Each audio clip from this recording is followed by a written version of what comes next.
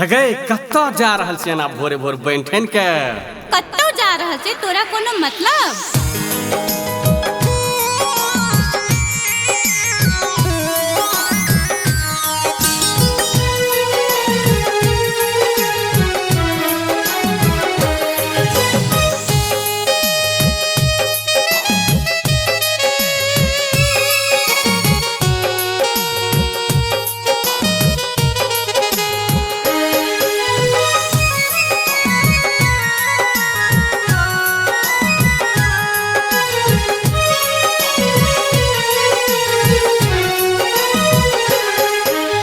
रुक गे छोरी कन सुन ले तू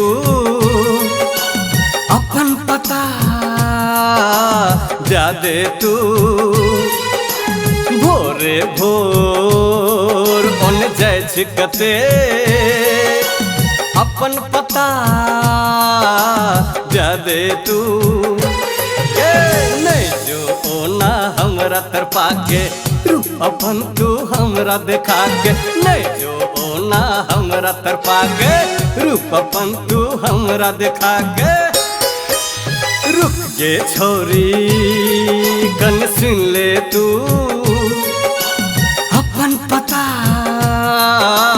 जा दे तू।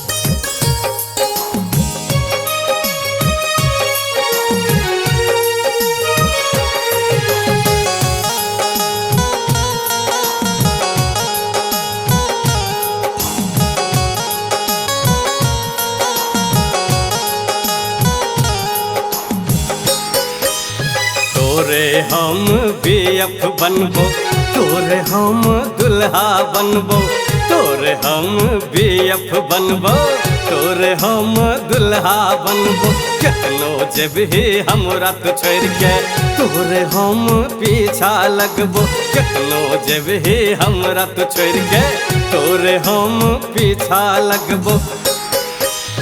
रुक गे छोरी कन सुन ले तू अपन पता जा दे तू।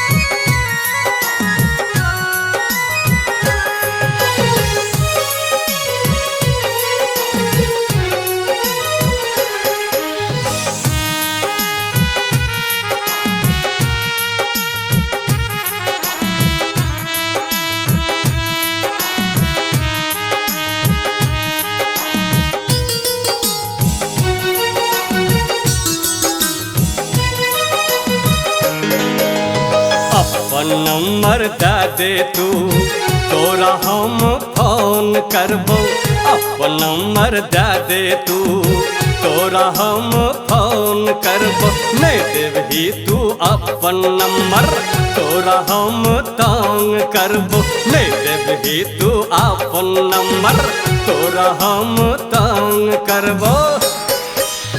रुक गे छोरी कन सुन ले तू अपन पता जा दे तू